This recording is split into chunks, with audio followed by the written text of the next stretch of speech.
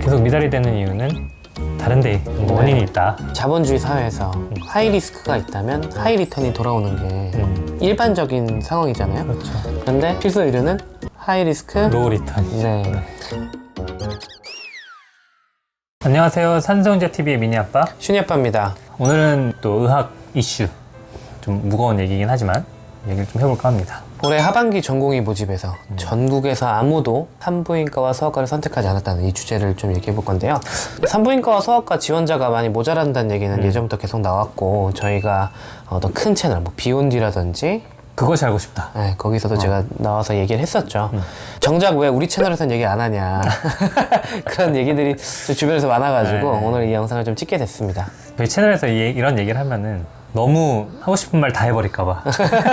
다른 데 나가서 하면은 조금 우리가 절제하면서 얘기를 하니까. 네. 이번 영상에서는 이번 사태 원인이나 뭐 이번 사태로 인해서 어떤 문제가 생길지 이런 얘기를 해볼 거고요. 다음 영상에서는 그럼 이걸 어떻게 해결할지, 그리고 왜 저희 형제는 그 남들을 다 안 한다는 산부인과 소아과를 하고 있는지, 왜 그런 선택을 했는지 그 얘기를 한번 말씀드려보고자 합니다. 네. 일단은 우리 하반기 전공의 모집 미달이 이번에 이슈가 된 거잖아요. 근데 이제 하반기 전공의 모집이 뭐죠? 대학병원이라는 게 돌아가는 게 학교랑 비슷해요. 그래서 보통 3월에 정규 학기가 시작되거든요. 그러니까 보통 의사 인력도 3월에 정규 모집을 합니다. 3월에 모집을 했는데 이 모집 때 미달이 많이 나거나, 아니면 일단 들어오긴 했는데 중간에 그만둔 사람이 많아져가지고 이 상태로 병원이 안 굴러간다. 그럴 때 이제 9월달 이때쯤 하반기 모집을 하는 거예요. 그러니까 인력 충원을 위해서 그쵸. 뽑는 거거든요. 그러니까 진짜 병원이 안 돌아간다는 얘기고, 그래서 저희가 이거를 가을에 사람을 뽑는다 그래서 가을턴이라고 저희가 부릅니다. 보통 가을턴을 정말 심각한 인력이 부족하지 않으면 잘 뽑지 않아요. 수련 기간이라는 게 정해져 있잖아요. 그러니까 보통 이제 3년 아니면 4년인데 4년이라고 치면은 9월에 시작하면 9월에 끝나요. 그 다음에 또 뭔가 좀 애매해지고, 왜냐면 이제 전문의 시험이 1월, 2월 이때쯤 있으니까 그 텀이 또 생긴단 말이에요. 그래서 여러 가지 또 커리큘럼 자체로도 좀 꼬이는 게 또 있습니다.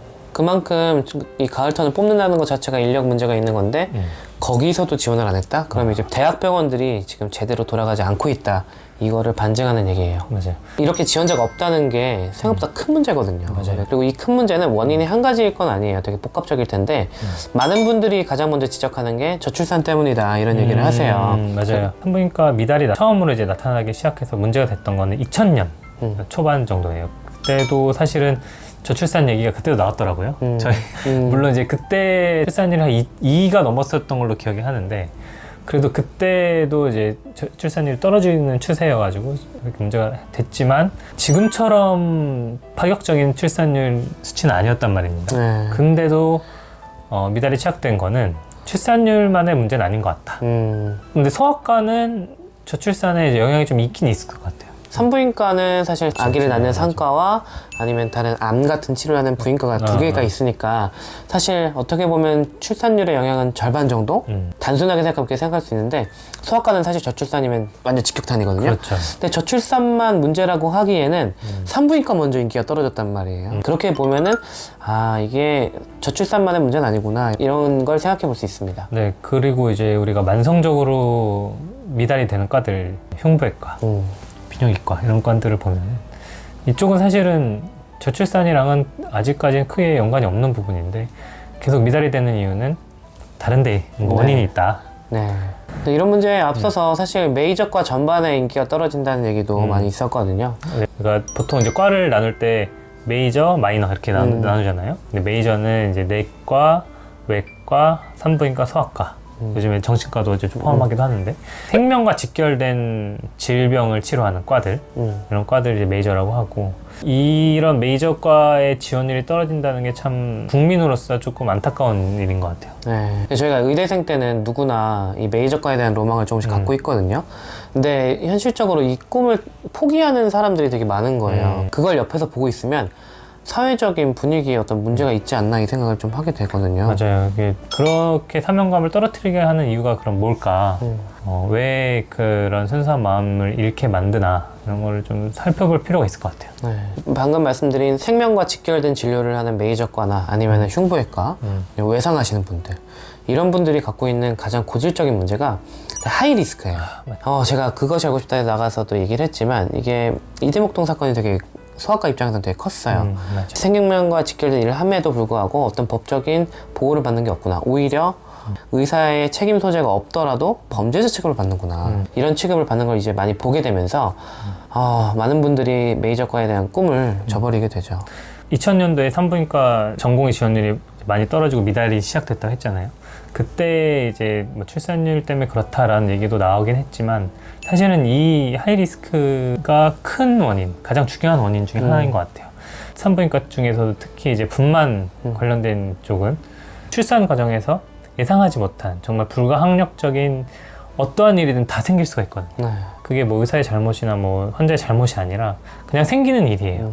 근데 그것 때문에 뭔가 문제가 생기면 책임은 다 의사가 져야 된다.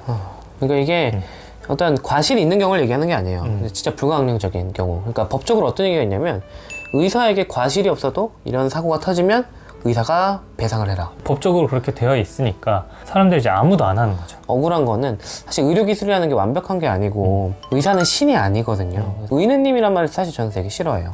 우리는 신이 아닌데 법적으로 신 같은 역할을 기대하니까 여기서 오는 현실의 장벽 그걸 너무 높게 생각하다 보니까 생명과 직결된 선택을 하기가 되게 어렵습니다. 그런 생명과 관련된 일들은 365일 24시간 언제든지 생길 수가 있어서 일이 되게 고돼요. 당직도 많이 서야 되고 환자들 이제 좀 많이 아프신 분들도 많이 봐야 되고 하는데 이것도 어떻게 보면 리스크가 큰 거란 말이에요. 본인의 건강을 또 해칠 수도 있고 가족을 좀 또 덜 보지도 못하는 경우가 생길 수도 있고 이런 여러 가지 복합적인 리스크가 굉장히 크다. 그래서 우리가 이제 명절에 저희 학생 때 가족분들이 몇 학년이냐? 이제 본과 1학년이 야 너 피부과 해라. 성형외과 해라. 뭐 치과 해라. 가까이 있는 사람들은 편한 걸 했으면 좋겠고 좀 사회 전반적으로 봤을 때는 필수 의료를 하시는 분들이 굉장히 중요하고 꼭 필요한 거고 그러니까 사회적인 시선이 되게 양가 감정인 거예요. 사람들이 다. 그러니까 저희는 필수 의료를 하고 있기 때문에 저희가 어떤 느낌으로 일하는지를 공유하고 싶냐면 저는 특히 이제 신생아들을 돌보니까 생명이 위험한 신생아를 치료할 때 불구덩이에 빠져있는 애를 꺼내오는 구조를 한다고 생각을 하거든요. 그러니까 제가 불을 다 끈다가 아니라 이걸 꺼내오는 역할을 하는 거예요. 왜냐면 현대 의료는 딱 그 정도 역할이라고 생각을 해요. 모든 걸 다 해결할 수 없어요. 근데 어떤 불이 큰 화재에서 어떤 생명을 구하지 못했을 때 거기에 뛰어들었던 소방대원들을 질타하진 않잖아요. 그런데 의사들은 그런 똑같은 상황에서도 넌 의사인데 그걸 왜 못 구했냐 이렇게 법적으로 사회적으로 안 좋은 시선을 받으니까 그런 사회적인 시선도 조금 저희 입장을 좀 이해해 주시는 쪽으로 돌아봐 주셨으면 하는 마음이 좀 큽니다. 이런 필수과 미달 사태들이 이슈가 많이 되고 있는데 그래도 이제 여러 가지 언론이나 여론은 뭔가 구조를 좀 바꿔야 된다. 그렇게 많이 봐주시고 있는 것 같아가지고 정책적으로 바꾸고 해나가는 거는 위에 계시는 분들이 하는 거잖아요.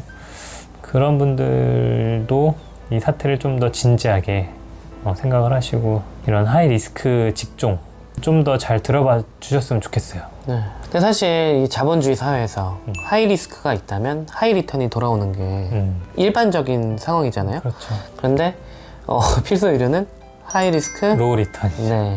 일단 이거는 우리나라 건강보험제도의 어떤 한계, 모순이지 않을까 싶어요. 맞아요. 이 수가가 이제 결국엔 문제인데 네. 의료보험이 우리나라에 이제 전국적으로 이제 보급이 되고 수가 제도 이렇게 생긴 지가 한 30년 정도 됐는데 올해만 해도 우리가 물가가 엄청 많이 올랐잖아요.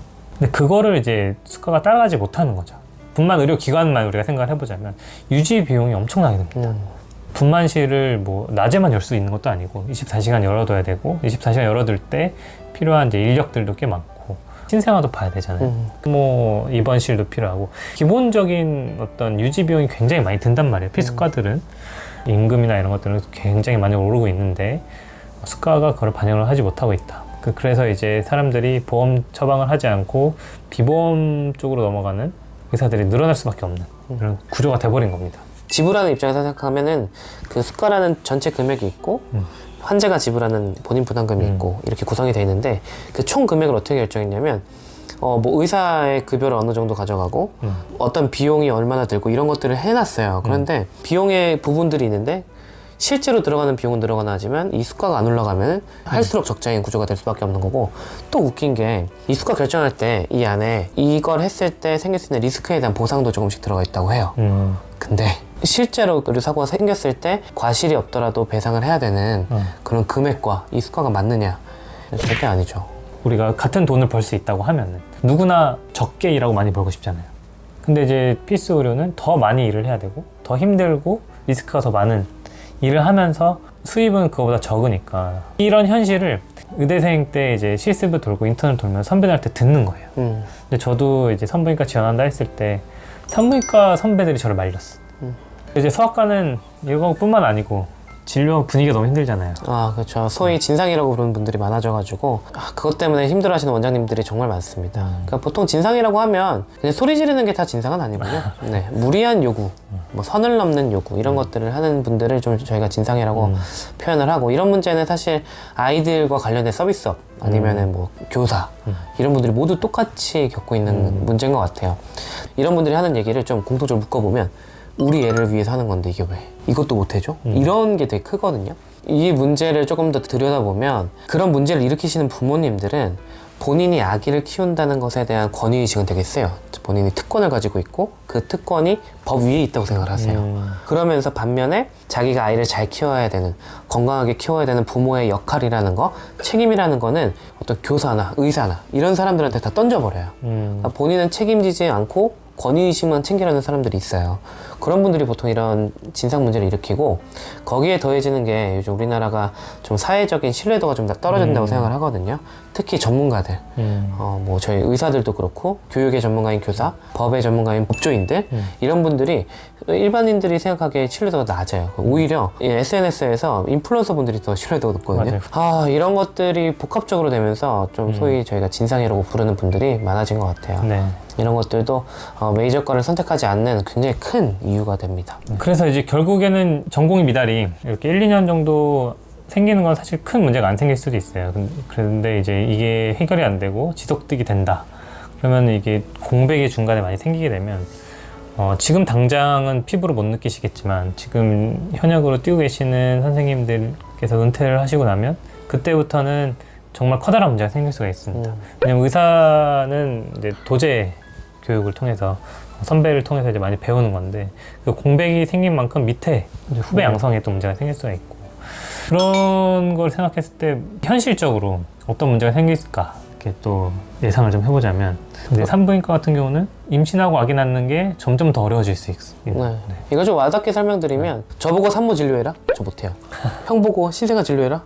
못하죠. 네. 그러니까 이런 문제가 생기는 거예요. 저희가 아무리 임신, 출산에 관련된 일을 하고 가까이서 일을 하더라도 서로의 전문 분야는 제대로 된 교육을 받고 제대로 된 임상 경험을 하지 않고서는 넘볼 수가 없습니다. 이런 게 정말 문제가 될 의료 공백이거든요. 맞아요. 뭐 가벼운 질환, 뭐 감기나 이런 것들은 사실은 꼭 소아과 안 가더라도 저희도 어렸을 때 내과 가서 진료 많이 했었잖아요. 근데 이제 진짜 아픈 사람들 문제가 생겼을 때는 어떻게 할 수가 없어요. 아무도 거기 건드릴 수가 없습니다. 근데 그래서 이제 요즘에 나오는 얘기는 어차피 출생률이 떨어졌는데 그러면 소아과는 좀 줄어도 되지 않냐, 대학병원으로 가지면 되지 않나, 대형병원들은 잘 되는데 막 그런 얘기들을 하니까 지금 당장 그럴 수는 있는데 이게 좀만 더 지속이 되면은 이제 피로도가 누적되고 좀 어려울 것 같아요. 대학병원이 일단 지금 인력난이 생기고 있는 거예요. 그러니까 가을턴 모집을 많이 했고 거기에 지원한 사람이 없는 거라서 인력난은 실제로 있는 건데, 지금 시스템이 붕괴될 거냐 이런 것들은 초읽기라고 생각을 합니다. 실제로 제가 일하고 있는 병원에서도 이제 업무가 과중돼서 교수님들도 이제 그만두고 싶다 생각하시는 분들도 많고 그만두시는 분들도 계시고, 그러면서 저도 사실 지금 업무가 이번 달부터 당장 많이 늘어나게 됐거든요. 당직이. 인력 문제는 대학병원들 사이에서도 빈입빈 부익부가 있어요. 좀 작은 대학병원 같은 경우는 나 혼자 남아서 일을 독박을 써야 된다고 하면, 큰 병원에 가면 동료들이 있어. 그러면 어디서 일할 거냐? 큰 병원 가야지. 네. 그러니까 의사들도 큰 병원으로 더 몰리는 거예요. 그러면 작은 대학병원들은 또 다 인력난에 시달리면서 진료를 닫을 수밖에 없고, 이러다가 전국의 산부인과 소아과 진료 보는 대학병원 자체가 몇 개 안 남을 수도 있다는 생각을 좀 하게 돼요. 저희가 이제 저출산 영상에서도 그때도 말씀드렸지만 근본적인 해결이 필요하다. 젊은 의사들이 이 피부과를 하고 싶게 만들어야 된다. 근데 억지로 뭐 그 피스과를 전공을 시키면 되지 않냐 이런 얘기 나오는데 그러면 이제 그거는 길게 갈 수가 없고 정말 하고 싶어하는 사람들이 그 초심을 잃지 않고 피스과 진료를 하고 싶게 만들고 진료를 하는 동안에도 여러 가지 만족감도 느끼면서 안전한 의료 환경에서 진료를 할 수 있게 정책적으로 많이 바뀌어야 될 것 같다라고 생각을 합니다. 그런 거에 대한 힌트는 어떻게 보면 저희 형제가 왜 지금 산부인과 소아과를 선택해서 일을 하고 있는지에서 찾으실 수도 있을 것 같아요. 그래서 그런 얘기들을 다음 영상에서 한번 이어가면서 해보도록 하겠습니다. 네. 그럼 다음 영상도 많이 기대해 주시고 많이 시청해 주시기 바랍니다. 감사합니다.